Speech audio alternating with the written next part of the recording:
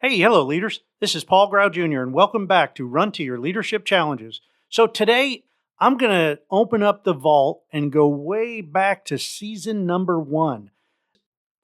Also, I want to remind you that there's a brand new podcast that we have.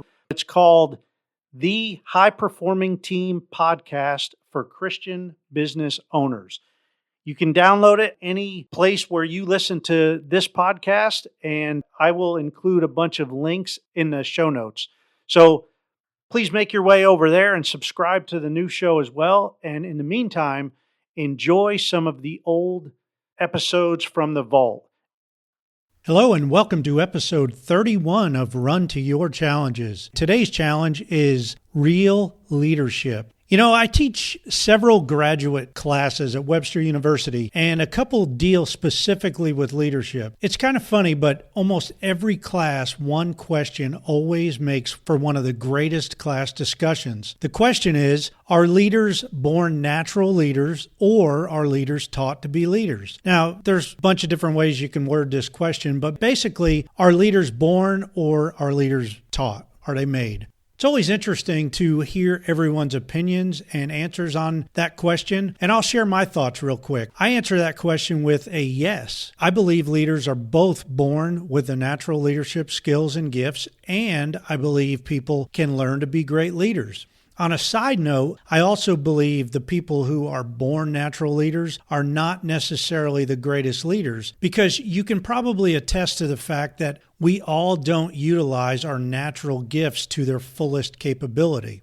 Now, this episode is going to be a little different than normal episodes, and it's going to focus more on what I believe to be our God-given responsibilities when it comes to leadership. And that is not necessarily the leadership role that we get paid to do. I believe to a large extent that real leadership begins at 5 p.m. or whatever time you leave work for the day. Now, the reason I say this is because I know how difficult it can be to lead all day long at work and do a great job at work. And I also know how draining it can be and how difficult it can be to continue to lead when you arrive home. Whether you're going home to family, friends, or just friendly neighbors, real leadership takes place and shows up after work hours, when you don't necessarily have to lead. Real leadership actually shows up when you just naturally lead. Think about that for a second. Just let that resonate with you.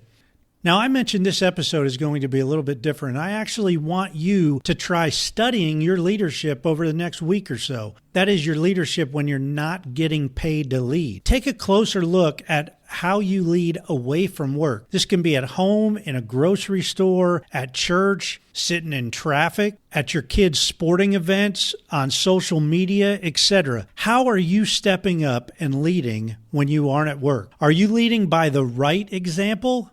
Are you taking the lead and helping others? Are you helping others grow their leadership abilities? Are you mentoring your kids, your neighbors, your spouse? Simply put, are you helping others around you to become better? After all, isn't that what real leadership is all about? Now, I'm going to be honest here. There have been many nights and weekends when I get home from work and all I want to do is veg out on the couch and watch a sporting event or just sit back and watch TV and do nothing. Go to my nothing box.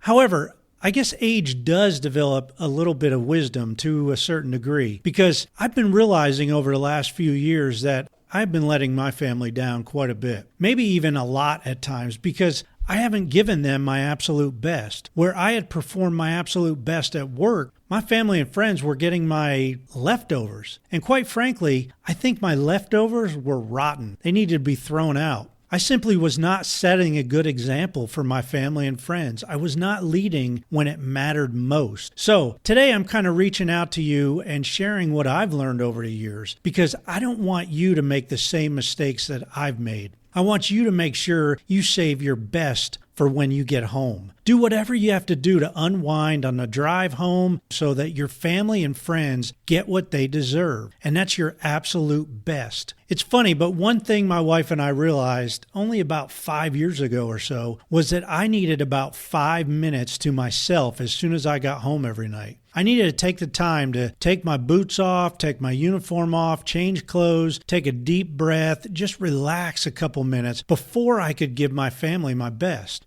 So I'm asking you to figure out what you have to do to make sure that you have enough in your tank to give your absolute best leadership to the people who matter most. Also, make it a point to share some thoughts with your team members. Talk about this topic with them. Learn together. Lead the way. Encourage them to love and lead their family and friends. Hey, I hope you enjoyed this episode.